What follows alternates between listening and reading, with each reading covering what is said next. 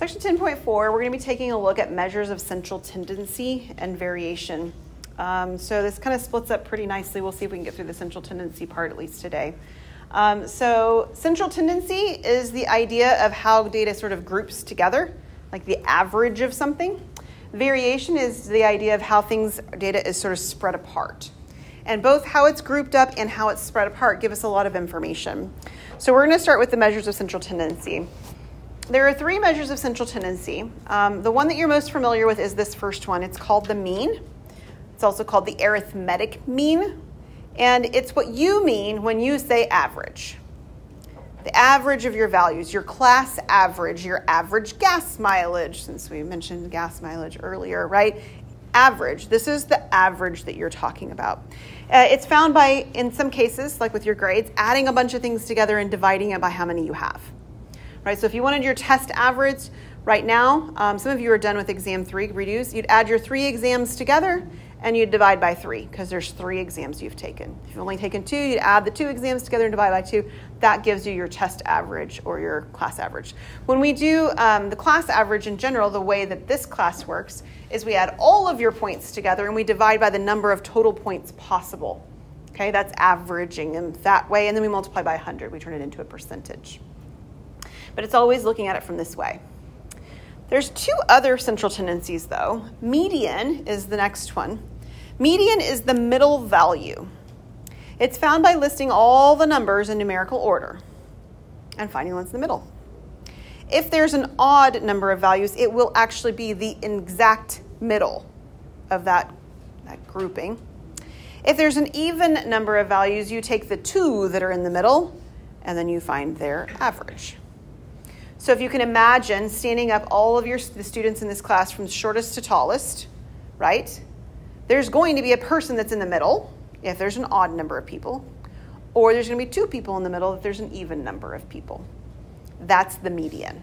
It's the halfway point, okay? It's what you mean on the highway when you talk about the median on a highway as well, right? It's the center line, right? The line that goes between the 2 different directions of traffic, the median, right? It cuts things in half. The third one is the mode. The mode is the number or numbers that occur most frequently. So if you have a whole bunch of data and you have like we had some examples before where we had a ton of A's in a particular test. Exam number 2 had a ton of A's when we were looking at it, right? And exam number 2, I'll flip it back, Sam. And when we were looking at that, the mode would have been, in that case, an A if we were just looking at the letter grade, right? It's the one that occurred most frequently. Okay, so the one that occurs most frequently is called the mode. Okay, you ready to do a data set and find these values? Oh, and you can have more than one. It says number or numbers, so you can have like 2 modes. We call it bimodal. And you can have 3 modes, 4 modes. But if everything is occurring the same number of times, then we would say there's no modes. Okay, so if everything occurs 1 time or everything occurs 2 times, then there simply is no mode that's going to happen. All right, so here's our first data set. So this is a really good example of something you can't do on your presentation.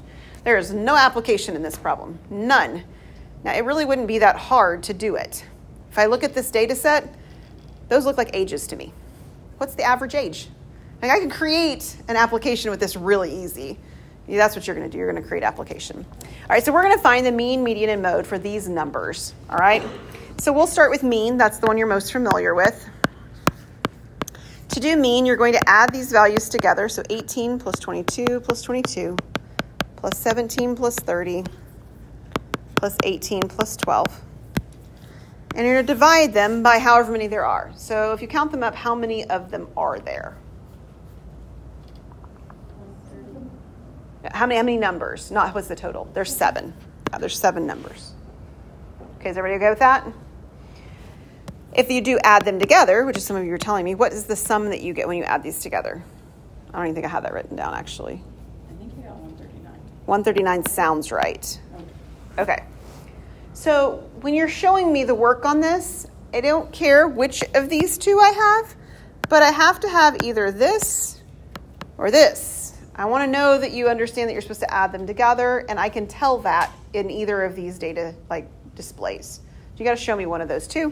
And then you're going to use your calculator. You're going to divide. What's 139 divided by 7? And you're going to usually use 1 decimal of accuracy. So we'll go with 1. What's that give you on this?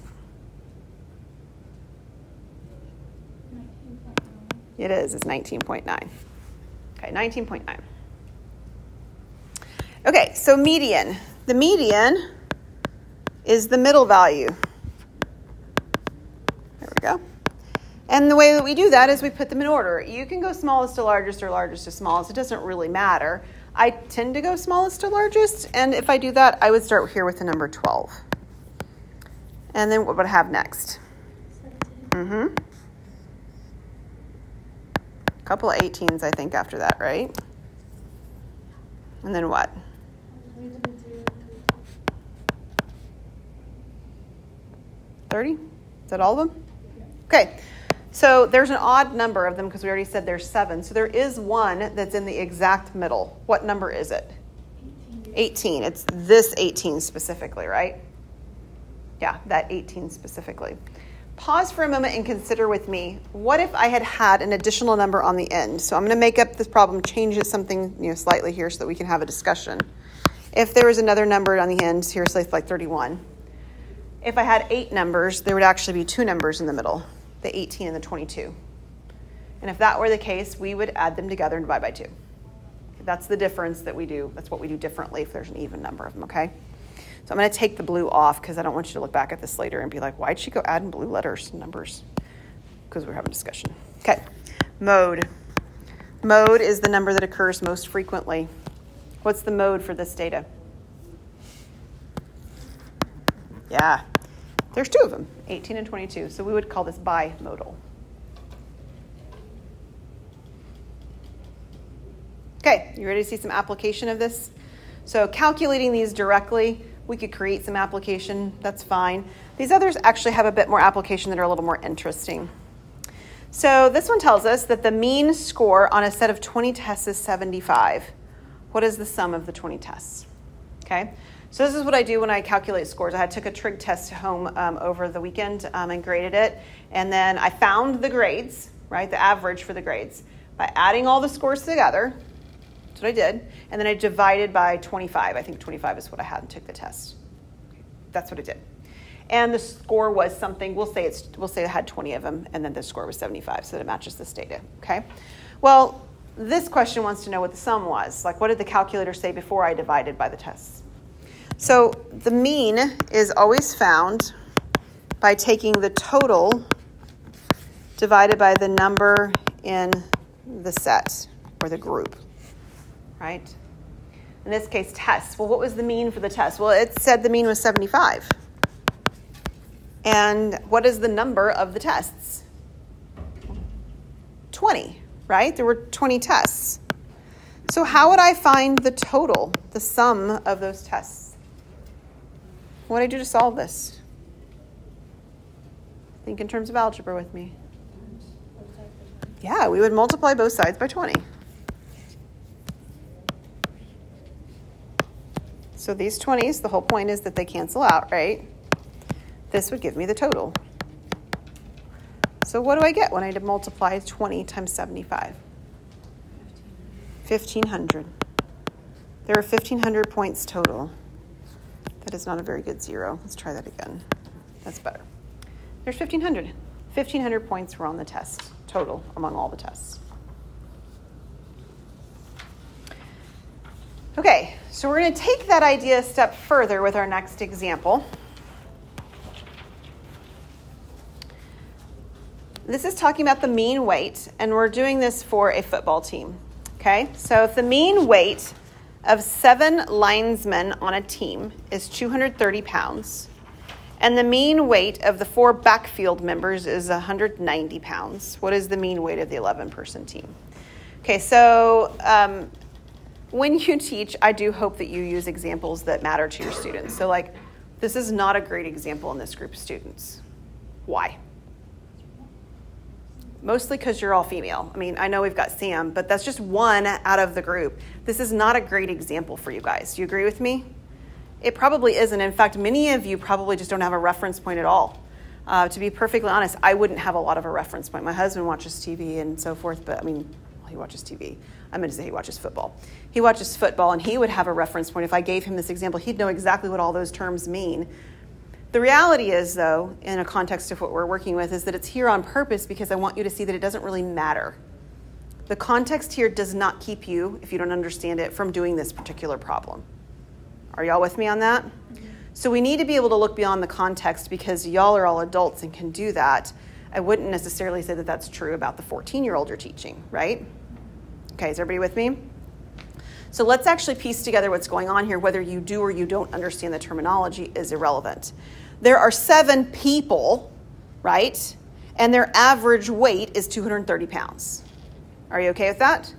7 people, average weight 230. Now, we do not expect that means each one of them weighs 230, right? Some of them are going to weigh more than that. Some are going to weigh less than that. In fact, there may be nobody that actually weighs 230, but their average weight is 230. Now, we talked about average tests over here, right? It may be that nobody scored a 75 on this test. Some scored higher, some scored lower, but the average was 75. So what we did over here is we multiplied, essentially at the end, the 75 times the number of tests, and we said, okay, fine. We understand that maybe nobody actually scored a 75, but if I pretend like every single one of them scored a 75, that still gives me the same number of points as if I do this, right? If I had added them all together and divided by the 20 anyway. So we can actually take our 7 people and our 230 pounds, and we can figure out how much total pounds they weigh by saying there's 7 people, 230 pounds on average. And if I multiply those two together, I will find the total amount of weight that those 7 people weigh. Are you good? Okay, it doesn't matter what their title is or their description. The context is irrelevant to the actual mathematics. And we can do the same thing with the other 4 people. I have 4 people, and their average weight is 190. So what will I do for those 4 people? Yeah, 4 times 190, right? So there's 4 of them, average of 190. So 4 times 190 would be the total weight of those people. But the goal in all of this is to add all the people together and then divide out their weight among all of them. And how many people are there total? 11. So I take the average weight for one grouping of people and the number of people in that grouping, and I do the same thing for the other ones, and then I divide by the total number, 11. So grab a calculator, take 7 times 230, and 4 times 190, add them together and divide by 11. What do we get?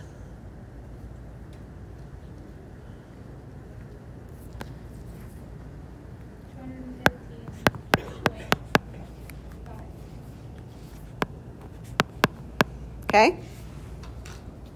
What are the units on this? This is pounds.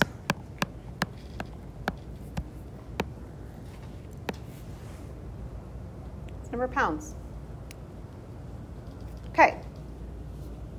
So please don't get, a little bit flustered if you encounter a problem and you're like, I don't know anything about this context. Try to identify the pieces that still are independent of the context. Relate it to something you do have context with, because it's all going to work out the same way, right? We could do the same thing if I had a bunch of tests, right? I have a group of tests, and the average group of tests right here that they had an average of 60, and this group has an average of 82. I could find the total average between them, but it isn't necessarily 60 plus 82 divided by 2, right? It says this is not 230 plus 190 divided by 2. That won't give me 215.5. And the reason is because there's 9 of them at the 230 weight, and there's only 4 of them at the 190 average weight, right? Those are not equal groupings of people, so we're not going to actually just add 230, 190 divided by 2. All right? We'll stop there.